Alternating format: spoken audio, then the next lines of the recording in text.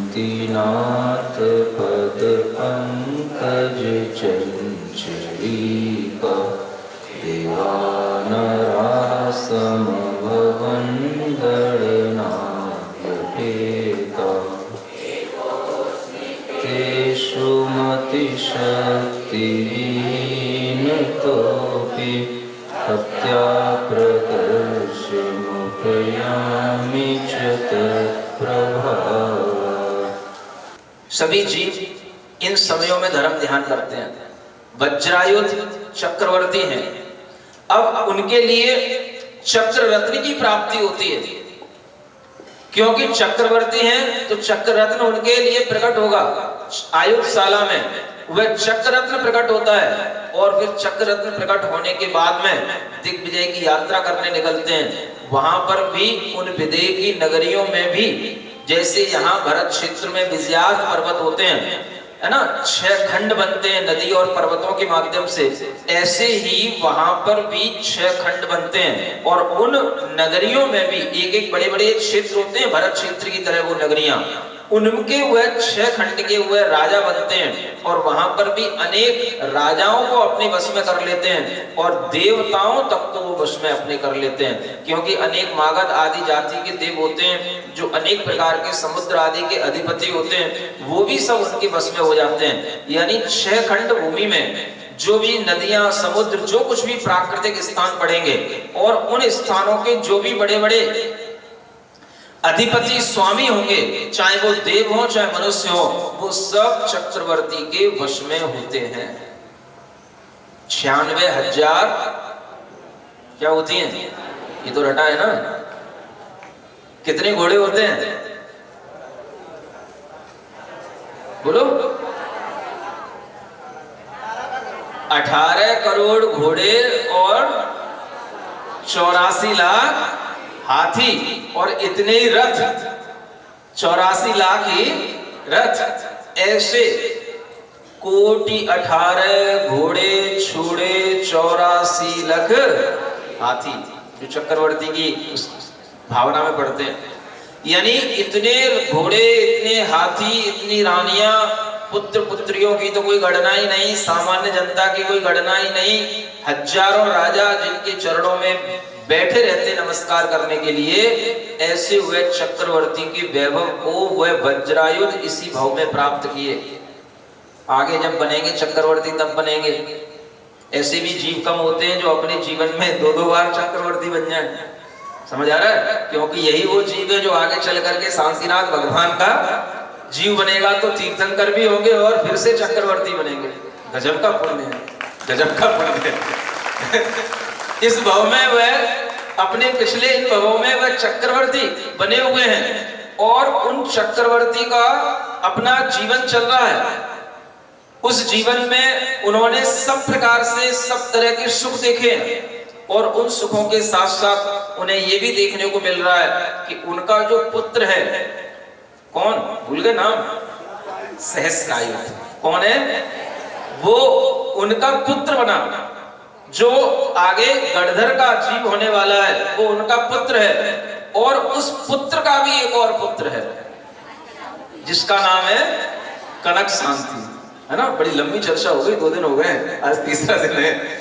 उस कनक शांति के लिए भी वो भी इतना बड़ा हो गया है कि उसके भी लिए भी 2-2 रानियां, उसके विवाह हो गए, उसके भी पुत्र हो गए। और वह कनक शांति पुत्र के लिए अपने क्या कहलाएंगे, क्षेमंकर उसके कौन हुए हैं? बाबा के भी बाबा हो गए वो बड़दादा। तो ऐसे क्षेमंकर केवली भगवान को देखने का, उनके समूह शरण में दिव्य उपदेश सुनने का उन्हें मौका मिलता है और वह फिर उसके बाद में और भी तरह से धर्म उपदेश सुनते रहते हैं। वज्रायुध अभी चक्रवर्ती बने का राज्य कर रहे हैं सहस्रायुध भी राज्य कर रहे हैं, लेकिन देखो जीवों के परिणामों की बात देखो।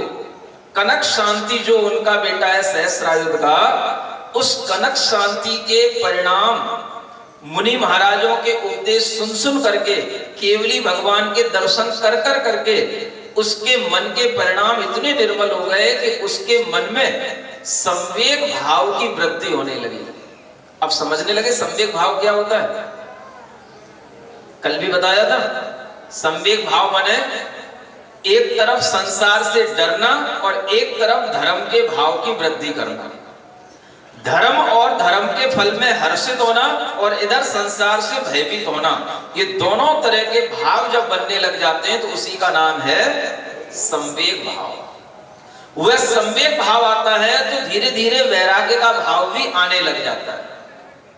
संसार से डर लगता है तो अपने आप व्यक्ति धर्म की ओर भागता है, और जब धर्म की ओर भागेगा तो वो कभी ना कभी अपने जीवन में वैराग्य भाव को ले आएगा। मुनि महाराज के उपदेश सुनता है, पूजन करता है, आहार दान देता है, और ऐसा करते करते उसके परिणाम इतने निर्मल हो गए कि उसके मन में आता है कि कहां हम ये दुनिया के राजभोगों के वैभवों के बीच में बैठे हैं और ये हमारे सामने केवल ज्ञानी बने हुए अनेक मुनिराज दिखाई देते हैं, और हम इन अपने पिता और अपने पिता के भोग वैभवों के बीच में बैठे हैं। उस कनक शांति के मन में विचार आता है कि मुझे ये सब संसार छोड़ना चाहिए। किसके मन में आ रहा है? और जो वज्रायुध हैं, सहस्रायुध हैं, वो अभी चक्रवर्ती बने का आनंद ले रहे हैं, चक्रवर्ती के पुत्र होने का आनंद ले रहा है, और पुत्र के पुत्र को भाव आ जाता है कि हमें ये सब जो है त्यागना चाहिए, ये सब छोड़ना चाहिए, ये सब संसार हमारे लिए बढ़ाने वाली चीजें हैं। इस मोह को जब तक हम त्यागेंगे नहीं, तब तक हम अपनी आत्मा को ऐसे केवल ज्ञान से संपन्न नहीं कर पाएंगे। ऐसे विचार उसके अंदर आते हैं, कनक शांति के अंदर। और जब विचार आते हैं तो घर वालों को पता तो पड़ ही जाते हैं, और जब घर वालों को पता पड़ते हैं तो घर वालों का सबसे पहले क्या, बहुत कम ऐसे घर वाले होते हैं जो कहते हैं बेटा बहुत अच्छा विचार है, तू जा, जल्दी जा आचार्य महाराज के पास, जल्दी जा तू मुनि महाराज के पास।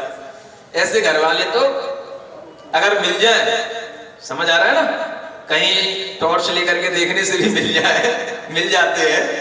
अगर ऐसे घर वाले मिल जाते हैं तो उन घर वालों का भी अपने लिए ये भाव ले आना चाहिए कि वो घर वाले भी बहुत पुण्यात्मा जीव हैं जो अपने बेटों को इस तरह से धर्म के मार्ग पर आगे बढ़ा देते हैं। ऐसे भी घर वाले होते हैं,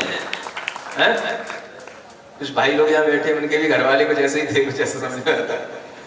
ये घर वाले अगर इस तरह से अनुकूल बन जाते हैं तो बहुत बड़ी बात होती है। नहीं तो सबसे पहले क्या सोचते हैं, बेटा अभी तो तू छोटा है, अभी तेरी उम्र ही क्या है, अभी थोड़ा सा देख तेरे सामने कितने बड़े बड़े तेरे पिता हैं, पिता के पिता बैठे हैं, ये सब अभी यहाँ पर अच्छे पुण्यवान जीव हैं, और ये सब भी इसी भाव से भी बहुत सारा अपना आत्म कल्याण करने वाले हैं। लेकिन अभी तुझे इतनी जल्दी वैराग्य की बात सोचना नहीं चाहिए। कौन समझाता है? आप ये मत समझो कि सम्यक दृष्टि जीव मोह नहीं करता है। सम्यक दृष्टि जीव भी मोह करते हैं। पुत्रों का मोह, पुत्रियों का मोह, रानियों का मोह सम्यक दृष्टि जीवों में भी होता है, भाइयों का मोह सम्यक दृष्टि जीवों में भी होता है। और जब वह मोह पर चोट लगती है तब उन सम्यक दृष्टि जीवों की भी अकल ठिकाने में आती है। इसे क्या बोलते हैं ना, अकल ठिकाने पे लगी है। कई बार आप देखते हो ऐसे बलराम सम्यक दृष्टि होते हैं लेकिन फिर भी अपने भाई के मोह में समय व्यतीत करते हैं। 6-6 महीने तक अपने मृत भाई को भी लिए हुए घूमते रहते हैं। कैसे सम्यक दृष्टि जीव? जब उनके लिए इस तरह की ठोकर लगती है कि नहीं, अब ये भाई निश्चित रूप से जा चुका है, मरण को प्राप्त हो चुका है, तब उनका मोह टूटता है। ये वज्रायुध हैं, सहस्रायुध हैं, निकट भव्य जीव हैं, और ये भी उस कनक शांति को ऐसे ही समझा रहे हैं। कह रहे हैं बेटा अभी जल्दी मत कर, अभी इतनी जल्दी तुझे वैराग्य इस उम्र में लेने की कोई आवश्यकता नहीं है। अभी तो तू घर में रह करके ही धर्म ध्यान कर। अभी तेरे घर में तेरे पिता बैठे हैं, पिता के भी पिता बैठे हैं, लेकिन उसे पिता के पिता दिखाई दे रहे हैं। कौन दिखाई दे रहा है? वो क्षमकर दिखाई दे रहे हैं उसको, केवली भगवान। तो वो सोचता है कि नहीं, मुझे आपकी बात बिल्कुल समझ में नहीं आ रही है। न मैं पिता की मानूंगा, न पिता के पिता बाबा की मानूंगा, मैं तो उन बाबा के भी जो पिताजी हैं, परदादा, मैं उनकी बात मानूंगा और उन्हीं के रास्ते पे चलूंगा।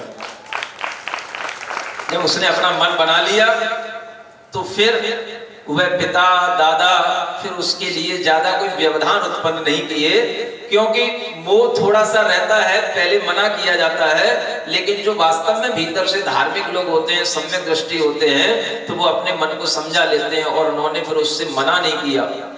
तो वह कनक शांति गृह त्याग करके दीक्षा लेकर के वह भी दिगंबर मुनि महाराज बन गए।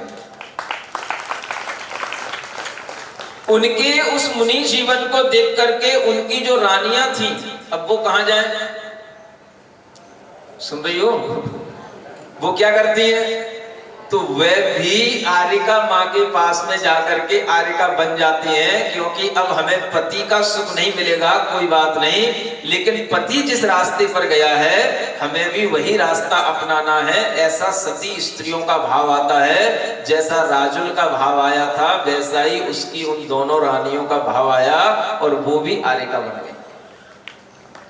इधर यह कनक शांति मुनि महाराज अच्छी तपस्या करने लगे, बड़ी बड़ी तपस्या करने लगे। और जब तपस्या कर रहे थे तो अनेक ऐसे विद्याधर वगैरह होते हैं जो पूर्व भवों के अपने कुछ बैरी भी बन जाते हैं, क्योंकि जो बड़े बड़े राजा होते हैं वो कभी ना कभी उन राजाओं से दुश्मनी लेते हैं। तो इस तरह से उनके ऊपर भी उपसर्ग करने के लिए कोई विद्याधर आते हैं, लेकिन कोई भी विद्याधर आए, उनके पुण्य के कारण से वह जो दूसरे देव होते हैं वो सब भाग जाते हैं और कोई भी उनके ऊपर उपसर्ग नहीं कर पाता। और इधर यह कनक शांति इस तरह से मुनि महाराज बनकर के विचरण कर रहे होते हैं। जब ये वज्रायुध अपना खूब चक्रवर्ती का सुख भोग लेते हैं, तब चक्रवर्ती का सुख भोगने के बाद में इनके लिए भी मन में विचार आता है कि देखो, हमारा क्या कहलाएगा, पोता, यह कनक शांति ये मुनि महाराज बन गए और ये मुनि महाराज बन गए, इसके बाद में ये हमें दिखाई नहीं दे रहा है, ये कहां गए? तो ये सोचते हैं कि वो कनक शांति मुनि महाराज कहां हैं, थोड़ा देख लें। तो उन्हें पता पड़ता है कि उन कनक शांति मुनि महाराज को अपनी तपस्या से केवल ज्ञान की प्राप्ति हो गई। वे उन मुनि महाराज के समोसरण में पहुंचते हैं। अब वहां हाथ जोड़ करके उनकी परिक्रमा लगाते हैं, उनको नमोस्तु करके उनकी पूजा करते हैं और फिर कहते हैं, भगवान अब हमें धर्म का उपदेश दीजिए। सुन रहे हो? कौन किससे पूछ रहा है? कौन छोटा कौन बड़ा? वह कनक शांति जो उनका पोता है वो केवली भगवान बन गया और वह वज्रायुध उन चक्रवर्ती होते हुए भी वह उनके समक्ष पहुंच करके पूजन करने के बाद में धर्म का उपदेश सुनते हैं।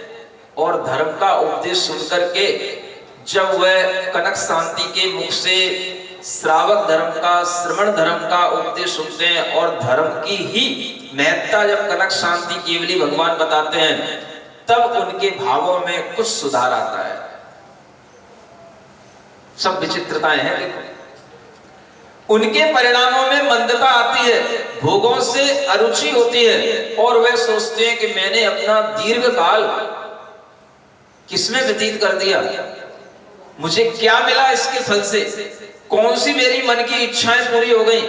इतना बड़ा भोग वैभव भोगने के बाद भी मन की इच्छाएं कभी कम नहीं होती, बल्कि ये तृष्णा ये बढ़ती चली जाती है। और जब तक हम इस तृष्णा के कारणों को नहीं छोड़ेंगे तब तक हमारी वह तृष्णा कभी भी मिटने वाली नहीं है। ऐसा उन्होंने सुना कनक शांति के मुख से, कनक शांति केवली भगवान के श्री मुख से। तब उनके मन में विचार आने लग गया कि इन भोगों की तृष्णा से तो हमारी तृष्णा और बढ़ेगी, इससे कभी शांति मिलने वाली नहीं है। और जब उनके मन में इस तरह का विचार आने लग गया तब उनके मन में भाव आया कि हमें विचार करना चाहिए। हमारे पिताजी मुनि महाराज केवल ज्ञानी बनकर के मोक्ष चले गए, तीर्थंकर बनकर के मोक्ष चले गए। मेरा यह पोता आज मुझे उपदेश दे रहे हैं और मैं इनका उपदेश सुन रहा हूं। उनके मन में भीतर से ऐसे परिणाम हुए कि मेरे लिए अब यही उचित समय है कि मैं इन सब राज्य भोग के वैभव को त्याग दूं और इस त्याग को करके संसार से अपनी मुक्ति प्राप्त करूं। तब उन वज्रायुध के मन में वैराग्य का भाव आता है। जब वैराग्य का भाव आता है तो क्षत्रिय पुरुषों के लिए बस भाव आना चाहिए, उन्हें फिर ज्यादा कोई कष्ट नहीं होता, क्योंकि सम्यक दृष्टि जीवों के लिए वह सारी संपदाएं तुच्छ दिखाई देती हैं और वह उस वैराग्य के माध्यम से सारा चक्रवर्ती पने का भार छोड़ करके उस सहस्रायुध के सिर पर अपना मुकुट बांध करके और वह वैराग्य को प्राप्त होकर के निकल जाते हैं। वह भी 13 प्रकार के चारित्र का पालन करने वाले एक उत्कृष्ट दिगंबर मुनि महाराज बन जाते हैं और फिर मुनि महाराज बनकर के तपस्या करते हैं। एक बार तपस्या करने के लिए उन्होंने मन बना लिया, 1 वर्ष का उन्होंने प्रतिमा योग धारण कर लिया। सुन रहे हो, पहले भी आया था ना। इन्होंने भी 1 वर्ष का प्रतिमा योग धारण कर लिया और इस तरह से प्रतिमा योग धारण कर लिया। उसी बीच में, अब बीच में कौन रह गया? वज्रायुध को भी दिगंबर मुनि महाराज बन गए, कनक शांति भी केवली भगवान बन गए। अब बीच में कौन रह गया? सहस्रायुध। वो भी सोचते हैं आगामी वो भी मुक्ति को प्राप्त होने वाले जीव है, वो भी सोचते हैं ये क्या हुआ, ये वज्रायुध अपने सिर का ठीकरा हमारे सिर पे रख करके ऐसे ही बोलते ना, और ये अपना आत्म कल्याण करने निकल गए और ये हमको सब ये राजभार दे गए, हम इसका क्या करेंगे? बेटा अपना केवल ज्ञान प्राप्त कर लिया, अरे इन तुच्छ भोगों में अपनी आयु गंवाने का क्या मतलब है? तो उन सहस्रायुध के मन में भी आता है और वह सहस्रायुध अपने पुत्र को भी और उनके पुत्र थे उन पुत्र को देकर के अपना राज्यभार और वह भी दिगंबर मुनि महाराज बन जाते हैं। वह दिगंबर मुनि महाराज बनकर के विचरण करते हैं और इधर ये 1 वर्ष का प्रतिमा योग धारण कर करके विचरण एक स्थान पर रहते हैं। उन सहस्रायुध के लिए जब पता पड़ा कि ये 1 वर्ष इनका पूरा होने वाला है, हो गया, तो वह सहस्रायुध इन्हीं वज्रायुध के पास में पहुंच जाते हैं और दोनों पिता पुत्र मुनि महाराज बनकर के विचरण करने लग जाते हैं और धर्म का उपदेश जगह जगह पर देते हैं, चातुर्मास भी करते हैं और इसी तरह से कभी कभी पनागर में भी आ जाते हैं। और ऐसे करते करते करते करते जब उनके जीवन के और समय निकट आ जाते हैं तो अंत समय जान करके वह और अधिक तपस्या बढ़ा करके अपने शरीर से अपना मोह त्याग करके वह संलेखना मरण को धारण कर लेते हैं। दोनों जीव एक साथ तपस्या कर रहे हैं, पिता पुत्र के जीव एक साथ दोनों ने संलेखना मरण को धारण कर लिया और एक साथ दोनों ने संलेखना से अपने शरीर का त्याग किया और अपने तीव्र तपस्या के प्रभाव से पहले तो वह कभी पिछले जन्म में 13वें स्वर्ग के जीव बने, फिर 16वें स्वर्ग के बने, अब 16 स्वर्ग से ऊपर 9 ग्रहवेग होते हैं। उन 9 ग्रहवेगों में ऊर्ध्व ग्रहवेग के सबसे पहले वाले ग्रहवेग में उन दोनों आत्माओं का अहमिंद्र के रूप में जन्म हुआ। क्या बन गए? अहमिंद्र बन गए। इंद्र 16 स्वर्ग तक होते हैं और 16 स्वर्ग के बाद में अहमिंद्र होते हैं। उन अहमिंद्रों में कोई छोटा नहीं होता, कोई बड़ा नहीं होता, सभी अहमिंद्र बराबर के होते हैं। और वहां पर वह 29 सागर की आयु वाले वो देव बने। कितनी? पहले 22 सागर की आयु वाले 16वें स्वर्ग के देव बने थे।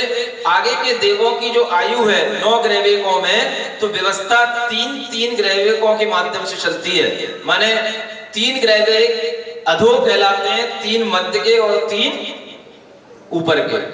तो उनमें आयु भी इसी तरह से होती है, यानी 22 सागर के बाद में 23, 24, 25, फिर मध्य के ग्रहवेकों में 26, 27, 28, और फिर ऊर्ध ग्रहवेक का सबसे पहला विमान सोमनस विमान कहलाता है। उसमें 29 सागर की आयु वाले हुए दोनों जीव अहमिंद्र देव बन जाते हैं, जहां के सुख, जहां का वैभव नीचे के इंद्रों के वैभव से कई गुना अधिक होता है। और वह वहां पर अहमिंद्रों का सुख भोगते हैं। वह सुख इंद्रियों के सुख के साथ में शांति का सुख अधिक होता है, निराकुलता का सुख अधिक होता है, और उनके उन सुखों में कहीं पर भी किसी स्त्री का कोई सुख नहीं होता है। क्या समझे? आप सोचेंगे स्त्री का सुख नहीं तो फिर काय का सुख? क्यों भोले प्राणियों ऐसे सोच रहे हो? स्त्री का सुख निचले देवों को मिलता है, उपरिम देवों को स्त्रियों का सुख इसलिए नहीं मिलता क्योंकि स्त्रियों के सुख के लिए भी दुखी होना पड़ता है, व्याकुल होना पड़ता है, तड़फना पड़ता है। वह तड़फन ही दुख कहलाती है। ऐसी वह तड़फन उन्हें उन देवों को कभी नहीं होती, और उन्हें कभी भी किसी भी देवी का ख्याल भी नहीं आता, और वहां पर उन्हें किसी देवी का मन में विचार भी नहीं आता। ऐसे निराकुल सुख का उपभोग देव गति में भी अहमिंद्र जाति के ये देव किया करते हैं। सुन रहे हो? देख लो दुनिया, यही बैठे बैठे दुनिया दिखा रहा हूं आपको, ऊपर की भी नीचे की भी, सब जगह की दुनिया देखने में आ रही है। और इस दुनिया में आप देखोगे तो देव गति में भी ऐसे देव, ये 9वें ग्रहवेक और उसके ऊपर के और भी देव होते हैं, अनुदिश अनुत्तर विमानों के देव। ये देव अपने आप में स्वयं बहुत सुखी, बहुत संतुष्ट होते हैं। इनके अंदर कभी भी किसी भी प्रकार का मोह नहीं होता, आकुलता नहीं होती, और ज्यादा इधर उधर घूमने के भी इनके भाव नहीं होते हैं। जो जितना संतुष्ट होगा वो अपने स्थान पर ही रहेगा। सुन लो, अच्छे ढंग से सुन लो। चातुर्मास चल रहा है, कई लोग प्लानिंग बनाते ही रहते हैं। दीपावली पे कहाँ जाना है, 10 लक्षण के बाद कहाँ जाना है, 10 लक्षण के बीच में भी कहीं से इनविटेशन आ रहे हैं, कहीं पे और कहीं कुछ हो रहा है, तो यहाँ जाना है, वहां जाना है। जितना ज्यादा जाने आने का, घूमने फिरने का भाव होगा, समझो उतनी ज्यादा इसके अंदर आकुलता है, उतना ही दुख है।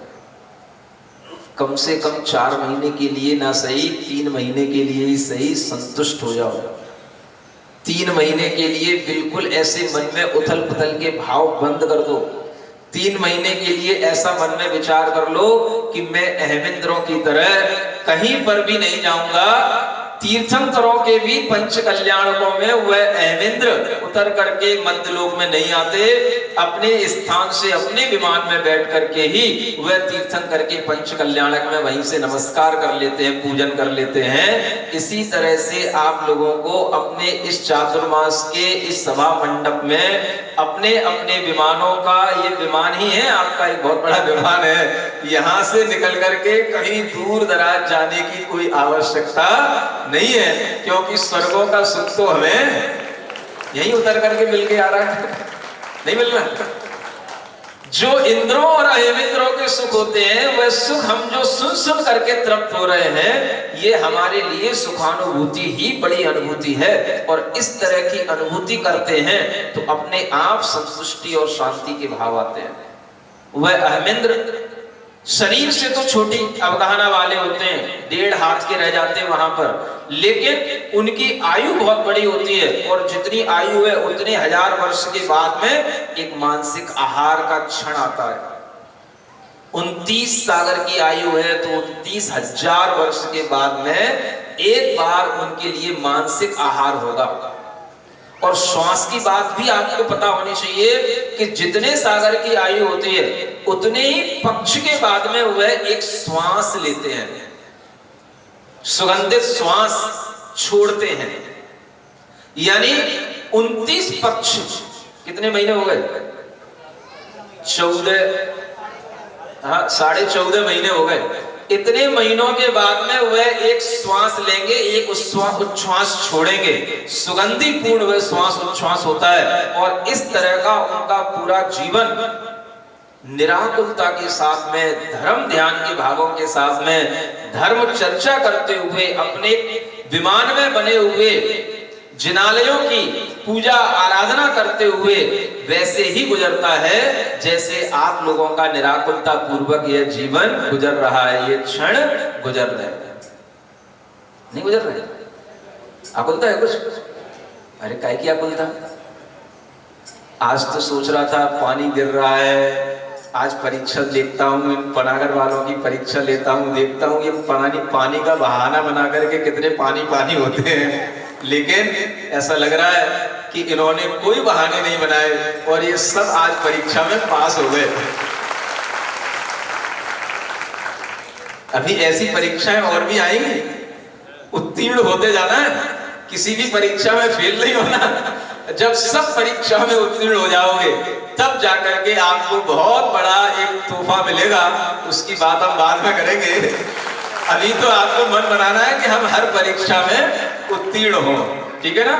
छोटे छोटे बहानों में कभी भी हम ऐसी सुख की अनुभूतियां न खोएं और ऐसे धर्म के भाव जो हमारे अंदर यहाँ बैठ करके बनते हैं, ये भाव ना तो हमें कभी किसी वीडियो कैमरे से अलग से सुनोगे तो बनेंगे, ना कभी आप लोगों के ऐसे ऑनलाइन देखने से बनेंगे। ये तो डायरेक्ट जो सामने बैठ करके भाव बनते हैं वो इनडायरेक्ट कभी भी बन नहीं सकते।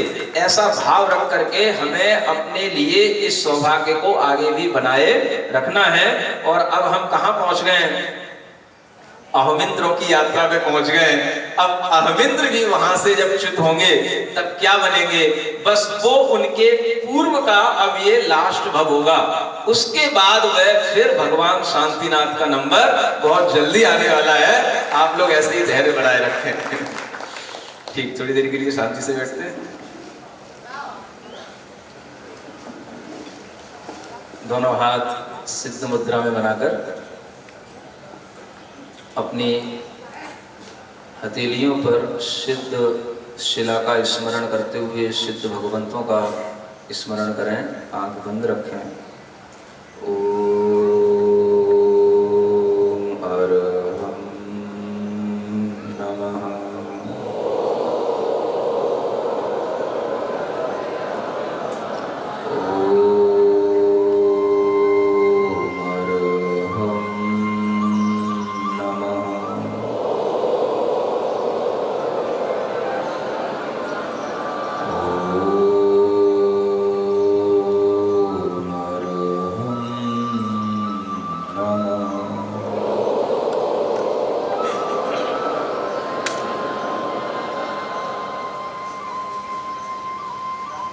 गहरी लंबी श्वास लेकर अपने दोनों हाथों को नीचे रख लें। पूर्ण शांत भाव के साथ दोनों हाथ जोड़ें। न तन में हो रोग, न मन में अशांति,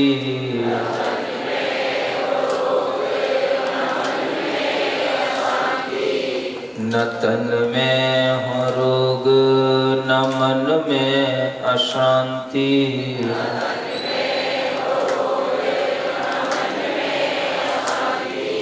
हो सारे जहां में परम शांति शांति।